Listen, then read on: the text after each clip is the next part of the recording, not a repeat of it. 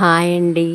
ఈరోజు అనుకోకుండా మధ్యాహ్నం 3 గంటలకు విపరీతమైన గాలి, ఉరుములు, మెరుపులతోటి వర్షం పడింది.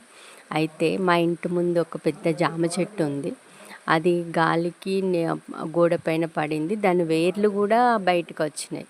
ఆ వర్షం కొంచెం తగ్గిన తర్వాత మా వారు ఏం చేశారంటే ట్రాక్టర్ని తీసుకొచ్చి ట్రాక్టర్ ముందు భాగానికి తాడు కట్టి, అలాగే జామ చెట్టు కూడా కట్టి మెల్లగా ట్రాక్టర్ సహాయంతో వెనక్కి లాగారు. లాగిన తర్వాత దానికి గోడకి మధ్యలో ఒక కర్రను పెట్టి బేస్ లాగా ఉంచారు. దానికి ఇప్పుడు కూడా విపరీతమైన కాయలు ఉన్నాయి. అప్పుడు మళ్ళీ వర్షం స్టార్ట్ అయింది. చెట్టు మొదట్లో మట్టి పోద్దామంటే రేపు పోయాలి. ఆ చెట్టు బతకాలనుకుంటున్నాం మేమైతే.